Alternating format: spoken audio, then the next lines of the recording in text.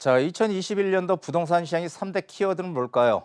일단 키워드를 한번 하나하나 보시자고요. 2021년도, 2020년도와 과연 다르게 시장의 방향이 전개가 될 것인지 아니면은 계속적으로 또 2020년도와 같은 그런 상승세를 유지할 건지 한번 3대 키워드 세 가지를 한번 보시죠.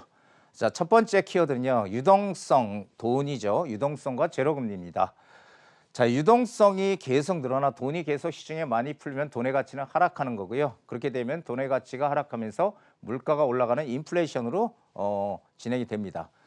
자, 그래서 지금 지구촌이 모든 동조화 현상을 보이고 있잖아요. 예전에야 우리가 사실은 저 다른 나라에 어떤 일이 벌어졌는지 신문 기사를 봐야지만 알 수 있었지만 요즘은 정보가 금세 이렇게 서로 접근할 수 있는 그런 시기죠. 그래서 지구촌 동조화가 이제는 점점 더 가속화되고 있다. 그렇게 되면서 모든 나라가 똑같이 움직인다는 거예요. 동조화. 예, 그래서 지구촌 동조화로 이 지금 돈들이 엄청나게 많이 시중에 풀려 있지만 이 갈 곳 없는 돈들, 왜냐하면 경제가 안 좋으니까 이 갈 곳 없는 돈들이 실물 자산과 안전 자산이라고 하는 것으로 지금 투입이 되고 있다. 실물 자산은 뭐 대표적으로 우리 부동산을 얘기할 수 있고요.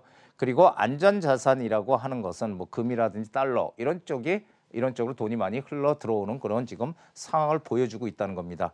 자, 유동성과 제로금리가 그렇다면 이게 과연 언제까지 지속이 될까라는 게 가장 궁금하실 거예요. 그것은 다음 장을 보시면 바로 알 수 있습니다. 자, 이게 어저께인가 그제 났던 기사는 내용인데요. 미국이 고용 회복이 요원하다. 3년간 금리 안 올릴 것. 3년이면 언제입니까? 2021, 22, 23. 최소한 2023년도까지는 완화된 통화 정책을 유지하겠다. 그리고 물가, 고용 회복 이것을 보고 나서 바꾸겠다 이렇게 얘기하고 있어요. 그래서 올해 시장도 여전히 이 지난해와 같이 최근 몇 년 동안과 같이 유동성과 제로금리 상황이 지속될 것이다. 그 돈들이 지금 어디로 흘러갈 건가를 생각해 봐야 된다라는 얘기를 드리는 겁니다. 자, 두 번째 가장 뜨거운 또 올해의 화두죠. 4월 달에 서울시장 보궐선거가 있습니다. 물론 부산시장 선거도 있죠. 하지만 자, 재건축 재개발 서울시장 선거 승부수 너도 나도 규제 완화에 지금 방점을 찍고 있다라는 거죠. 규제 완화에 방점을 찍고 있다. 재밌죠? 예, 그래서 지금 뭐 보궐선거에서 재건축 재개발 규제 완화가 핵심 전략으로 떠오를 전망이다. 이거는 여야를 막론해서 그렇다는 겁니다. 자, 여기 기사 나온 겁니다. 서울 아파트 공급 확실한 방법은 정비사업은 재개발, 재건축을 얘기하는 거죠. 이 정비사업을 활성화하는 것뿐이다. 부동산 정책 가장 중요한 현안, 민심 잡기 안간힘 이렇게 지금 나와 있습니다. 기사가. 그런데 왜 지금 서울시장 보궐선거가 중요하냐? 여기에 바로 맨 밑에 있죠. 서울의 재개발, 재건축 이런 각종 정비 사업의 인허가권자가 서울시장입니다. 크게 보면은 그래서 서울시장이 상당히 막강한 그런 힘을 발휘할 수 있다는 거죠. 그래서 이 인허가권자가 과연 누가 되느냐, 이 보궐선거가 이 부동산 시장에 또 영향을 미칠 것이다라는 것을 말씀드리는 겁니다. 자, 세 번째 계속 지금 되는 이 전세난입니다. 전세난, 전세가 이 물량이 부족해서 전세값이 급등한 거죠. 전세 물량 부족. 뭐 전세 물량 부족은 뭐 여러 가지 이유가 있을 수 있겠습니다만 많은 전문가들이 공통적으로 꼽는 게 임대차 3법이죠. 예, 계약갱신 청구권, 전월세 상한제 이런 것들.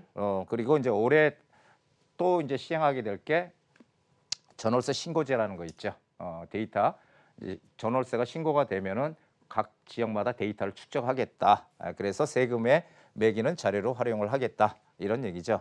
자, 이런 것들이 임대차 이 전세난을 계속 가속화시키고 있다. 그래서 전세난은 이게 금세 잡히는 게 아니잖아요. 공급이 금세 늘어날 수 있는 것도 아니고. 그래서 전세난 올해도 계속 지속될 것이다라는 저는 전망을 하고 있습니다.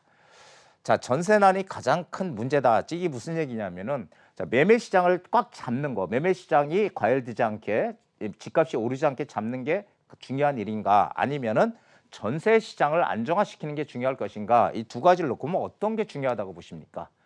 매매 시장은요, 이 뭐 투기 수요든 투자 수요든 그런 분들이 집을 살려고 하는 사람들이 투자를 하는 거지 다 투자하는 거 아니잖아요. 하지만 우리 서민 주거 안정이 가장 직결되어 있는 건 전세 시장이죠. 그래서 전세 시장이 사실은 이 전체적인 상황을 부동산 시장 전체 우리 전 국민적으로 볼 때 이 전세 시장이 훨씬 더 중요하다라는 얘기입니다.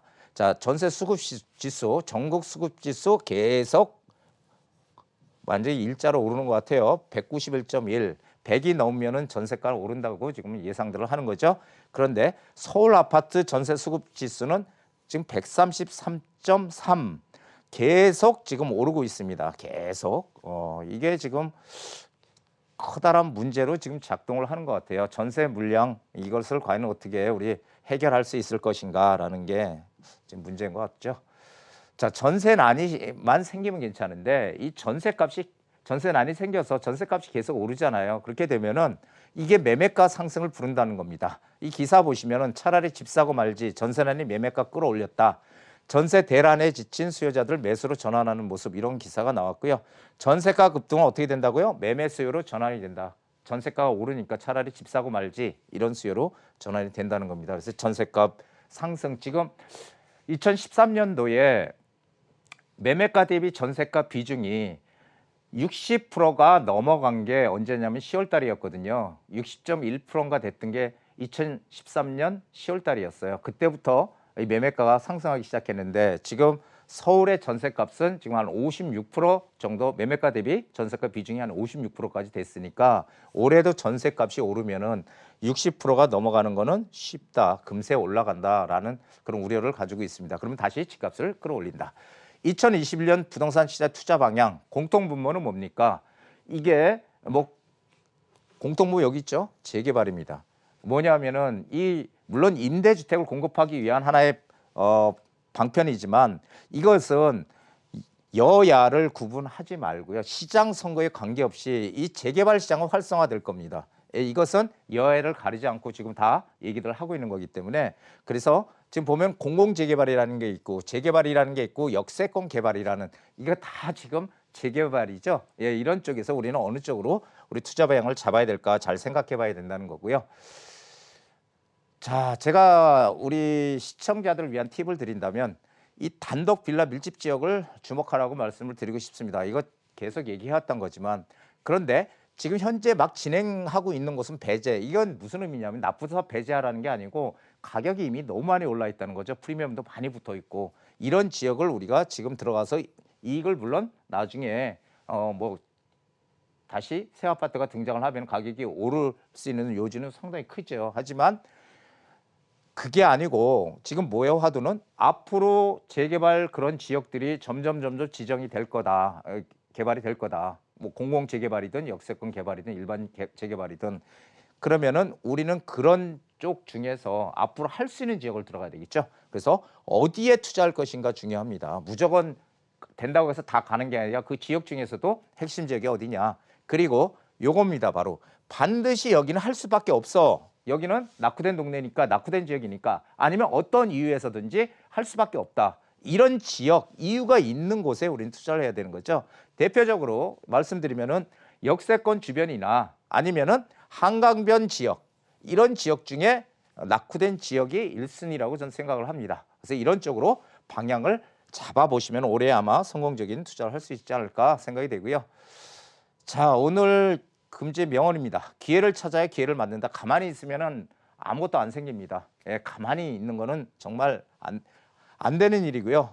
오늘이 지금 1월 달이잖아요. 지금. 그래서 여러분들도 기회를 찾기 위해서 노력을 해야지 기회를 얻을 수가 있습니다. 그러려면은 어떻게 됩니까? 남의 힘에 의존하는 게 아니라 본인 스스로가 공부를 해서 열심히 노력을 하게 되면 어느 순간에 보이게 됩니다. 그런 것들을 지금부터 차근차근히 준비하셔서 계획적인 그런 투자를 하셨으면 하는 게 제 바람입니다. 자, 오늘 여기까지입니다.